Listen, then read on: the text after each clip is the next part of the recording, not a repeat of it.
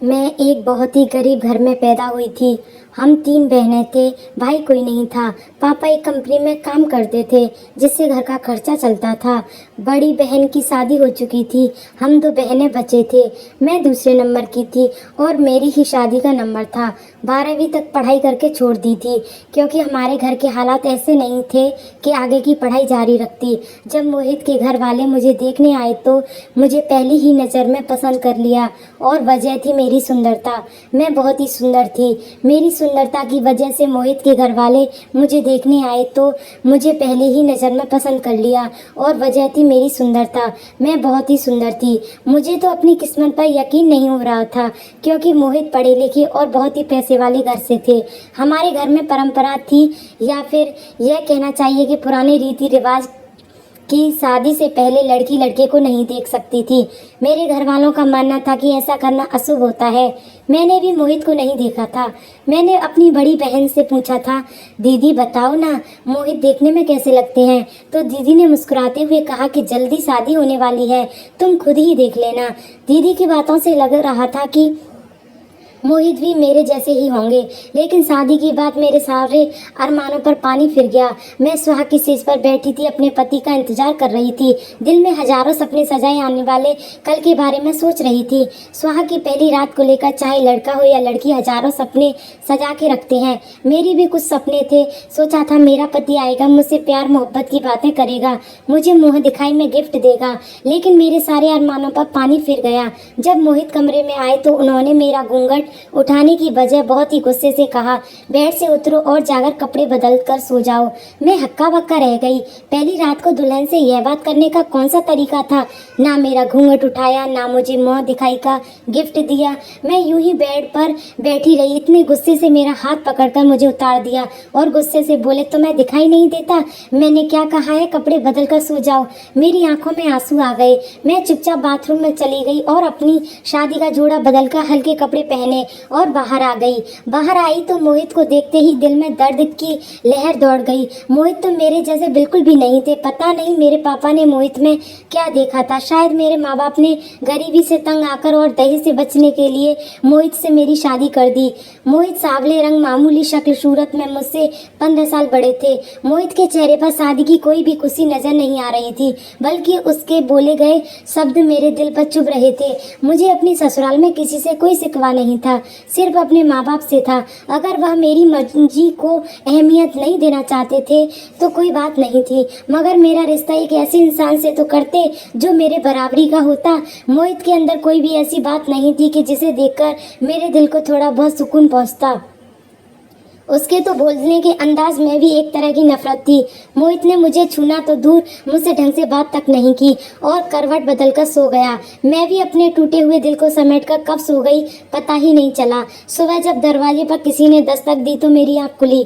मैंने दरवाज़ा खोला तो मेरे सामने मेरी सास खड़ी थी। बोली, प्राची, आज मुँह दिखाई की रस्म है, जल्दी से तैयार हो जाओ, मेहमान भी आने वाले होंगे। यह कहकर वह चली गई। आज मेरी मुँह दिखाई की रस्म थी। कल विदाई होते होते बहुत रात हो गई थी और 1-2 रस्म के बाद ही मुझे कमरे में बिठा दिया गया था। बाकी की रस्में आज होनी थी। मैं और मेरे पति बस नाम के ही पति पत्नी थे। हमारे दिल बिल्कुल भी नहीं मिलते थे। मैं सुबह नहा धोकर बाहर आई तो मेरी सास मेरी मुँह दिखाई का जोड़ा लिए मेरे कमरे में बैठी हुई थी। मेरी सास देखने में बहुत ही भोली औरत मालूम होती थी, जैसे बहुत ही प्यार करने वाली हों। मैंने उनसे ड्रेस ली और तैयार हो गई। मैं तैयार हो रही थी, मेरी सास ने आकर कहा, थोड़ा जल्दी करो, मेहमान बस आने वाले होंगे। मुँह दिखाई की रस्म एक बड़ी से मैरिज होम में रखी गई थी। बहुत ही अच्छा इंतजाम था, बहुत सारे लोग आए हुए थे। अगर इन चीज़ों का कोई फ़ायदा ही नहीं तो क्या मतलब, कोई मेरा दिल कहीं नहीं लग रहा था। मैं अभी बैठी हुई थी तभी मेरी नज़र एक हैंडसम से चेहरे पर पड़ी। उसके चेहरे को देखकर ऐसा महसूस होता था जैसे भगवान ने उसे अपने हाथों से बड़ी फुर्सत से बनाया हो, लेकिन उसके चेहरे पर बड़ी उदासी थी। मैं बहुत देर तक उस चेहरे को देखती रही। थोड़ी देर में सारे मेहमान आ चुके थे। अभी मुँह दिखाई की रस्म शुरू ही नहीं हुई थी। मेरी सास मेरे पास आकर बैठ गई और मुझे सबके बारे में बताने लगी। क्योंकि शादी की रात तो हम देर से घर पहुंचे थे तो इतना वक्त ही नहीं था कि मैं अपने ससुराल में किसी से मुलाकात कर सकूं। फिर मेरी सास ने मुझे उसी लड़के से मिलवाया जो मेरे सामने बैठा हुआ था, जिसके चेहरे से मेरी नज़र नहीं हट रही थी। मेरी सास ने बताया कि यह मेरा छोटा बेटा है, इसका नाम मनोज है। जब मेरी सास ने मनोज से मेरा इंट्रोडक्शन करवाया तो मनोज ने मेरी तरफ नज़र उठाकर भी नहीं देखा, बस नीचे नीचे नज़र झुकाए बैठा रहा। अब मुझे बहुत हैरत हो रही थी कि कैसा देवर है। आजकल तो देवर कभी भाभी से इतना मजाक करते हैं, लेकिन मेरा देवर तो इतना शर्मीला है कि नज़र भी नहीं उठा रहा। उसी पल मुझे मोहित की याद आई। कितना अंतर था दोनों भाइयों में, एक ही माँ की कोख से जन्म लिए हुए दोनों भाइयों में ज़मीन आसमान का अंतर था। मोहित को बोलने की तमीज़ भी नहीं थी, वही मनोज के चेहरे से शर्मिंदगी टपकती थी। मेरे दिल में फिर दर्द सा उठा। अगर मेरे पति का रवैया मेरे साथ अच्छा होता तो मैं उसकी उम्र और उसकी शक्ल सूरत को इग्नोर करके उसके साथ हंसी खुशी ज़िंदगी बिता देती, लेकिन वह तो मुझसे ढंग से बात भी नहीं करता था। शायद मोहित की और मेरी सोच इसलिए भी नहीं मिलती थी क्योंकि मेरी और उसकी उम्र में बहुत फ़र्क था। मुँह दिखाई की रस्म ख़त्म हो गई और हम घर वापस आ गए। मैं बहुत ज़्यादा थक गई थी, इसलिए जल्दी से कपड़े बदले और एक बहुत ही सुंदर सा सूट पहन लिया। मैं नई लवेली दुल्हन थी। इन दिनों में तो सभी लड़कियों को सजने संवरने का बहुत शौक़ होता है। मोहित जब कमरे में आए और जैसे ही मुझ पर उनकी नज़र पड़ी, मैं तो समझ गई कि मोहित कहेंगे बहुत सुंदर लग रही हो, मगर मुझे देखते ही गुस्से से बोले, यह क्या पहन रखा है? तुमने अभी चेंज करो। चमक दमक वाले कपड़े मुझे बिल्कुल भी पसंद नहीं है। मेरी माँ ने बड़े प्यार से दिया था। मोहित के कहने पर मैंने कपड़े उतार दिए, आंखों में आंसू लेकर बाहर चली गई। पता ही नहीं चला मेरी शादी को 1 महीना गुजर गया था। मैंने किचन का सारा काम ससुराल संभाल लिया, लेकिन मनोज की तो बात ही अलग थी। पता नहीं क्यों से देखते ही बस उसे ही देखने का मन करता। कभी कभी चाहता कि रिश्ता तोड़ दूं और वह मेरा हो जाए, और कभी कभी अपने ख्याल पर ही मुझे हंसी आ जाती और फिर से अपने कामों में लग जाती। मेरी किस्मत में जो लिखा था वह मुझे मिल चुका था। मैं भला मनोज के बारे में कैसे सोच सकती हूँ। जिंदगी इसी तरह गुजर रही थी। टूटे हुए अरमानों की तरह मनोज सुबह सुबह भगवान की पूजा करता था। सुबह सुबह जब भगवान की आरती करता तो दिल में बहुत सुकून मिलता, लेकिन जब भी बात करता तो नीचे ही देखकर करता था। वह बहुत ही शर्मिला क्यों था? कभी कभी तो मैं सोचती, भला यह कैसे मुमकिन है? एक इंसान में इतनी सारी खूबियाँ मौजूद है। हर रोज़ उसकी एक ऐसी आदत मेरे सामने आती, उसके लिए इज्जत और प्यार मेरे दिल में और भी बढ़ जाता। वही मोहित मेरा पति ऐसी हरकत कर देता जिससे मैं उसे और ज़्यादा दूर होती जा रही थी। एक दिन मोहित ने मुझसे कहा कि मेरा नाइट सूट ला दो। कमरे में टीवी का शोर बहुत है, इसलिए मैंने मोहित की बात नहीं सुनी। उसने दूसरी बार मुझे कहा, तभी मुझे सुनाई नहीं दिया। मोहित ने मुझे इतने गुस्से से बुलाया कि जो शोर कमरे में था वह भी कम लगने लगा। मोहित की सुनकर मेरी आंखों में आंसू आ गए। कोई अपनी नई नवीली दुल्हन से ऐसे कैसे बात कर सकता है? मुझे लगता है कि तुम्हें कान वाले डॉक्टर को दिखाना चाहिए। छोटी सी बात को इतना बड़ा दिया करते थे कि चाहकर भी उसके करीब नहीं रहना चाहती थी। मेरे दिल में धीरे धीरे मनोज से मोहब्बत हो रही थी। मुझे नहीं पता, मुझे कुछ भी समझ में नहीं आ रहा था कि यह क्या हो रहा है। मुझे जब भी मौका मिलता मैं मनोज को देखती रहती हूँ। कभी कभी मैं मनोज के कमरे में चली जाती। जब मैं कमरे में गई थी तो मैं यह देखकर हैरान थी कि उसके कमरे में छोटा सा मंदिर था और मुझे ज़्यादातर मनोज भगवान के सामने हाथ जोड़ते दिखता। पता नहीं भगवान से ऐसी कौन सी चीज़ मांगते हैं, और शायद उसे पूरा विश्वास है कि भगवान उसे पूरा कर देंगे। मैंने उसको आज तक हंसते हुए नहीं देखा था। जब भी देखा उदास ही देखा था। मुझे मनोज के बारे में जानने का शौक था। भला मनोज इतना उदास क्यों रहता है? कभी कभी मुझे अपनी किस्मत पर बड़ा रोना आता कि जब मेरी शादी इसी घर में होनी थी तो फिर इस मनुष्य के साथ क्यों नहीं। मैं अपने दिल के बदले बदले जज्बातों में खुद हैरान थी कि क्यों मेरा दिल मनोज की तरफ खींचता रहता है। शायद इसकी एक ही वजह है कि मेरा पति मुझसे प्यार नहीं करता, हर वक्त मुझसे दूर रहता है। शादी को 2 महीने हो चुके थे, लेकिन मोहित ने मुझे प्यार करना तो दूर मुझसे सीधे मुंह बात तक नहीं की थी। कभी कभी दिल करता कि मोहित को सामने बिठाकर पूछूं, तुमने मुझसे शादी क्यों की जब मुझे पत्नी का हक नहीं दे सकते थे? लेकिन फिर मैं चुप हो जाती है, क्योंकि मुझे पता है कि मोहित का यही जवाब होगा कि अगर तुम्हें मेरे साथ नहीं रहना तो चली जाओ, क्योंकि मोहित को मुझ में बिल्कुल भी दिलचस्पी नहीं थी। एक दिन मोहित ने मुझे चाय के लिए कहा, गलती से चीनी डालना भूल गई। जैसे ही मोहित ने चाय का एक घूंट पिया तो गुस्से से मेरी तरफ फेंक दी, और जैसे ही गर्म चाय मेरे पैरों पर आकर गिर गई और मैं जल गई। वो मेरे साथ ऐसा कुछ कर देते कि मैं उनसे और दूर होती जा रही थी। मोहित को खुश रखने की कोशिश किए कराए पर पानी फेर दिया करते थे। मैं रोती हुई जा रही थी। मनोज सामने ही नजर आ गया। मेरी आंखों में आंसू देख रहा था, लेकिन उसने मुझसे कुछ नहीं पूछा। लेकिन मैं चाहती थी कि वह मुझसे पूछे, लेकिन उसने कुछ नहीं बोला। लेकिन मनोज से मेरी मोहब्बत धीरे धीरे बढ़ रही थी। अब तो यह हाल है कि खाना बनाती तो तभी मुझे मनोज की पसंद का ही ख्याल होता, उसकी पसंद का खाना बनाती। मुझे पता था कि मैं गलत कर रही हूँ, लेकिन मैं क्या करती हूँ, सब कुछ मेरे बस में नहीं था, सब कुछ अपने हाथ हो रहा था। मोहित पूरा दिन काम के सिलसिले में बाहर होता, रात को घर आता, मगर हर वक्त गुस्से में रहता। छोटी छोटी बातों पर कभी कभी तो मेरे ऊपर हाथ उठा देता। मैं शुरू से कोशिश भी करती थी कि मैं इस रिश्ते को दिल से निभाना चाहती थी, क्योंकि मैं अपने घर जाकर नहीं कह सकती थी कि मुझे मोहित के साथ नहीं रहना, क्योंकि अभी मेरी छोटी बहन थी मौजूद और मेरे माँ बाप को उसकी भी शादी करनी थी। हम गरीब लोग थे, मेरी शादी भी मुश्किल से हुई थी। फिर भला मैं कैसे कह देती कि मुझे मोहित के साथ नहीं रहना। लेकिन मोहित का बढ़ता गुस्सा हमारे रिश्ते में दरार डाल रहा था और फिर मैंने कोशिश करना ही बंद कर दिया। मनोज पढ़ाई पूरी कर चुका था और सरकारी नौकरी के चक्कर में इधर उधर हाथ पैर मार रहा था। इसी चक्कर में मनोज का ज़्यादा समय घर पर ही गुजरता। मैं बस सारा दिन मनोज को नज़र भर कर देखती रहती, मौका पाकर उसके साथ बात करने की कोशिश करती। वह मेरी बातों का जवाब हाँ या ना में देता था। मनोज इतनी अच्छी तरह से बात करता, एक तरफ मेरा पति मुझसे बिल्कुल भी बात करने की तमीज़ नहीं। कभी कभी तो हैरत होती, क्या सच में यह दोनों भाई सगे हैं। दिन ब दिन मैं कमज़ोर होती जा रही थी, लेकिन मेरे पति को तो मेरे बारे में कोई परवाह नहीं। लेकिन एक दिन मुझे बहुत हैरत हुई जब मनोज ने मुझसे कहा कि आप अपना ख्याल रखा करो, कमज़ोर हो रही है। मैंने सोचा हर वक्त तो नीचे देखता रहता है, लेकिन उसे फिर भी मेरे बारे में सब कुछ पता है। मनोज की बात सुनकर मैं खुश हो गई थी। मुझे पता था कि मैं सोच रही हूँ वह नहीं हो सकता।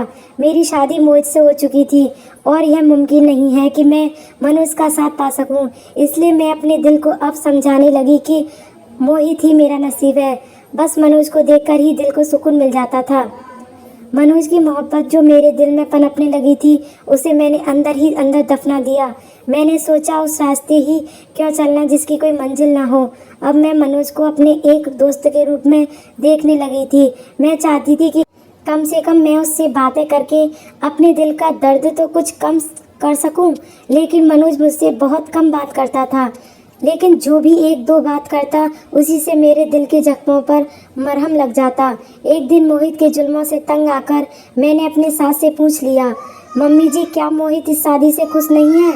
मेरी बात सुनकर तो मेरी सास एकदम से हक्का बक्का रह गई और हड़बड़ाकर बोली, नहीं ऐसी तो कोई बात नहीं। उनकी बातों से लगता है जैसे वह मुझसे कुछ छुपा रही हैं। उन्होंने बात पलट दी और किसी दूसरे टॉपिक पर बात करने लगी। लेकिन मैं समझ चुकी थी कि ज़रूर मोहित शादी के लिए राज़ी नहीं थे, लेकिन इसकी क्या वजह थी मुझे समझ में नहीं आई। फिर मैंने भी बात बदल दी और मम्मी जी आप मनोज की शादी क्यों नहीं करा देती। मेरी बात सुनते ही कहा, मैं मनोज की शादी नहीं करूंगी। अपनी सास की बात सुनकर सास का मुंह देखने लगी। मनोज में ऐसी क्या कमी है जो मनोज की शादी नहीं करेंगी। मैंने कहा, लेकिन मम्मी जी मनोज तो इतना अच्छा भला पढ़ा लिखा स्मार्ट लड़का है, फिर आप उसकी शादी क्यों नहीं करेंगी। मेरी सास ने कहा, ज़रूरी नहीं है कि हर बात की वजह सबको बताई जाए। मनोज नहीं चाहता शादी करना, इसलिए मैं भी उस पर दबाव नहीं डालना चाहती, बस इसके अलावा कोई और बात नहीं। मुझे बहुत हैरत हुई, मनोज शादी क्यों नहीं करना चाहता। उसके बाद मेरी सास ने कोई बात नहीं की और मैं भी उठ के कामों में बिजी हो गई। लेकिन एक बात पर मुझे बहुत हैरत होती थी और वह यह थी कि जब भी मैं मनोज को भगवान जी के सामने खड़े होकर देखती, मन ही मन कुछ मांगते देखती। मैं जानना चाहती थी कि क्यों मनोज भगवान जी के सामने खड़ा रहता है, क्योंकि आजकल के लड़कों को तो पूजा पाठ में इतनी दिलचस्पी नहीं होती। एक दिन मैंने सोचा कि मनोज पर नज़र रखना चाहिए कि ऐसा तो नहीं कि मुझे दिखाने के लिए इतनी पूजा पाठ करता है।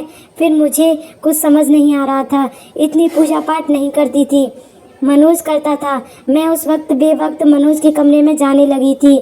मनोज भी पहले से ज़्यादा मुझसे बातें करने लगा था, लेकिन नज़रें नीचे रखता था। मुझे ऐसा लगा जैसे कि उसकी आंखों में मैंने एक उदासी देखी थी। कभी कभी तो मैंने उसकी आंखें सूजी हुई देखी थी। ऐसा लगता था जैसे ही रात भर सोया नहीं। मैं चाहती थी कि मुझे अपनी सारी बातें बताए, अपना सारा दुख मेरे साथ बांटे, लेकिन मनोज मेरे साथ बहुत कम बात करता था। मगर मैंने सोच लिया था कि मनोज के बारे में सब जानकर रहूँगी और यह भी जानना चाहती कि शादी के लिए क्यों नहीं मना कर रहा है। मैंने अपनी सास से कहा कि मम्मी जी, मुझे अपने माँ बाप की याद आ रही है, इसलिए मैं अपने माँ बाप के पास जा रही हूँ।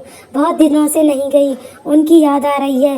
मेरा पति मोहित काम के सिलसिले में शहर से बाहर गया हुआ था और मैं इस बात का फ़ायदा उठाना चाहती थी। मैंने कहा कि मैं 6-7 दिन में आ जाऊंगी। फिर मैंने अपना सामान पैक किया और टैक्सी से अपनी माँ के घर चली गई, लेकिन मैं वहाँ पूरा दिन रुककर शाम को ही अपने ससुराल वापस आ गई। उस वक्त तक घर का गेट खुला होता है, इसलिए मैं चुपके से अंदर आ गई। मुझे अंदर आते हुए किसी ने नहीं देखा था। मैं दबे पाँव चलती हुई मनोज के कमरे में गई और छुपकर बैठ गई। मैंने सोच लिया था कि अगर घर के अंदर आते हुए मुझे किसी ने देख लिया तो मैं कह दूंगी कि माँ के घर में मेरा मन नहीं लगा, इसलिए जल्दी आ गई। जब मैं मनोज के कमरे में आई थी तो उस समय मनोज के कमरे में कोई नहीं था। मैंने इस बात का फ़ायदा उठाया और कमरे की तलाशी लेने लगी। तभी मुझे लगा कि कोई कमरे में आ रहा है। मैं फ़ौरन छुप गई। मनोज ने दरवाज़ा खोला और अंदर आया। मैं बहुत ज़्यादा डर रही थी कि कहीं मनोज मुझे देख ना ले, लेकिन भगवान का शुक्र है उसने मुझे नहीं देखा। मैं इसी इंतज़ार में थी कि मनोज कुछ ऐसा करे कि जिससे मुझे पता चल जाए कि मनोज के मन में क्या है। मैं अभी यह सोच ही रही थी कि मनोज मंदिर की तरफ बढ़ गया और भगवान जी के सामने हाथ जोड़कर खड़ा हो गया। मैं मनोज की एक एक हरकत पर नज़र रखे हुए थी। तभी मुझे कुछ सुनाई दिया। मनोज भगवान जी से कुछ मांग रहा था। आवाज़ बहुत ऊंची तो नहीं थी, मगर मुझे फिर भी सुनाई दे रहा था। मनोज अपनी प्रार्थना में मांग रहा था। उसे सुनकर मेरे सिर पर आसमान गिर पड़ा। मुझे अपने नसीब पर रोना आ गया। मुझे ऐसा लग रहा था कि मैं अपना सर दीवार पर दे मारी। मनोज अपनी प्रार्थना में जो मांग रहा था, मुझे उस पर यकीन नहीं आ रहा था। क्या सच में यह हकीकत है? मनोज अपनी प्रार्थना में मांगता, वह जिस लड़की से प्यार करता था वह आज किसी और की पत्नी है। जिससे शादी करना चाहता था उसकी शादी किसी और से हो चुकी है। उसने भगवान से हाथ जोड़कर कहा था कि वह लड़की से शादी कर सकता था, लेकिन मैं उस लड़की की ज़िंदगी बर्बाद नहीं करना चाहता था, इसलिए मैंने उस लड़की से शादी नहीं की। लेकिन भगवान, यह तूने कैसा खेल खेला है? जिस लड़की से मैं मोहब्बत करता था वह लड़की तो मेरे ही घर में शादी करके आ गई। मेरी मोहब्बत आज मेरी भाभी बन गई है, वह मेरी भाई की पत्नी बन चुकी है। मनोज के मुंह से यह सब सुनकर मेरे सिर पर आसमान गिर पड़ा। कुछ समझ नहीं आ रहा था कि मनोज की आंखों में आंसू थे और वह मेरे ही बारे में बात कर रहा था। यह सब सुनकर तो मेरे पैरों तले ज़मीन खिसक गई। यानी कि मैं लड़के से मोहब्बत करती थी, वह भी मुझसे मोहब्बत करता था और वह भी शादी से पहले ही। लेकिन मनोज ने मुझसे शादी क्यों नहीं की? अब मुझसे बर्दाश्त नहीं हुआ और मैं मनोज के सामने आकर खड़ी हो गई। मनोज मुझे अपने सामने इस तरह अचानक देखकर हड़बड़ा गया और बोला, भाभी आप यहाँ? आप तो अपनी माँ के घर गई थी, फिर अचानक कैसे? मैंने कहा, मनोज तुम मुझसे मोहब्बत करते थे तो तुमने मुझसे शादी क्यों नहीं की? बोला, भाभी अब इन बातों का कोई मतलब नहीं, अब आप मेरी भाभी हैं, मेरे बड़े भाई की पत्नी। मैंने मनोज को अपनी तरफ घुमाया और कहा, नहीं मनोज, भले ही मैं तुम्हारे भाई की पत्नी हूँ, लेकिन तुम्हारे भाई ने मुझे नहीं अपनाया है। पता नहीं उसने मुझे शादी क्यों की थी। मैंने जब से तुम्हें देखा है दिल में यही इच्छा होती थी कि मुझे तुम्हारे जैसा पति मिले, लेकिन अब जानकर मुझे हैरत भी है और खुशी भी कि तुम भी मुझसे मोहब्बत करते हो। लेकिन मुझे एक बात जाननी है मनोज, जब तुम्हें मुझसे मोहब्बत थी तो तुमने मुझसे शादी क्यों नहीं की? मैं तुम्हारी ज़िंदगी बर्बाद नहीं करना चाहता था, क्योंकि मैं तुम्हारे काबिल नहीं हूँ। मनोज ने अपनी सच्चाई बताई कि मैंने तुम्हें एक शादी में देखा था और उसी वक्त मुझे तुमसे मोहब्बत हो गई थी। मैं अपने घर में अपनी माँ को बताया था कि मैं एक लड़की से मोहब्बत करता हूँ और उसी से शादी करना चाहता हूँ। मेरी अचानक तबीयत खराब रहने लगी। डॉक्टर को दिखाया तो डॉक्टर ने ऑपरेशन बोला था, लेकिन इस ऑपरेशन के बाद मैं कभी बाप नहीं बन सकता था। मेरी जान बचाने के लिए ऑपरेशन करना बहुत ज़रूरी था। ऑपरेशन हो गया, मेरी ज़िंदगी भी बच गई, लेकिन मेरा सब कुछ ख़त्म हो चुका था, क्योंकि मैं बाप नहीं बन सकता था। और ऐसे हाल में मैं तुमसे शादी करके तुम्हारी ज़िंदगी बर्बाद नहीं करना चाहता था। इसलिए मैंने सोचा कि अपनी मोहब्बत को दिल में दफन ही कर लूँगा और तुम्हें कभी नहीं बताऊँगा। लेकिन शायद भगवान को न जाने क्या मंजूर था, उन्होंने उसी लड़की को मेरे घर में मेरी भाभी बनाकर भेज दिया जिससे मैं बेपनाह मोहब्बत करता था। अब रोज़ अपनी आंखों के सामने देखता हूँ और रोज़ भगवान से दुआ करता हूँ कि भगवान मुझे इतनी हिम्मत, इतनी शक्ति दे कि मैं तुम्हें अपने दिल से निकाल सकूँ, लेकिन तुम मेरे दिल से निकलती ही नहीं हो। रोज़ भगवान से यही दुआ मांगता हूँ, लेकिन जब तुम्हें देखता हूँ तो मेरी मोहब्बत बढ़ती जाती है। मैं क्या करूँ, मैं अपने दिल के हाथों मजबूर हूँ। मुझे बस इतना पता था कि मैं तुमसे मोहब्बत करता हूँ। मनोज ने इतना कहा कि मैं एकदम मनोज से लिपट गई, लेकिन मनोज ने मुझे दूर कर दिया और कहा, नहीं प्राची, यह गलत है। मनोज ने मुझसे कहा, आप मेरी नहीं भाई की अमानत हो, मैं आपके साथ ऐसा नहीं कर सकता, आप मेरे भाई की पत्नी हो। मैंने मनोज से कहा कि आपका भाई मुझसे प्यार नहीं करता और ना ही वह मेरे साथ रहना चाहता है, वह मेरे साथ अच्छी तरह पेश नहीं आता, वह मुझसे गुस्से में बात करता है और उसने मेरी साथ शादी की एक रात भी नहीं गुजारी। मैं उसके साथ रहना नहीं चाहती। मैं तुमसे मोहब्बत करती हूँ और तुम भी मुझसे मोहब्बत करते हो, लेकिन मनोज मना कर रहा था कि ऐसा नहीं हो सकता। तब मनोज ने यह सारी बात बताई। भाई एक लड़की से मोहब्बत करते थे, लेकिन वह लड़की बहुत ही चालबाज थी।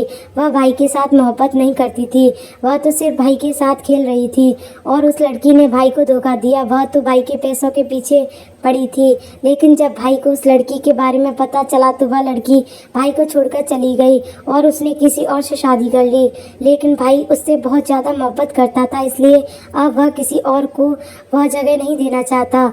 फिर उसने अपनी माँ को और मोहित को सारी सच्चाई बताई।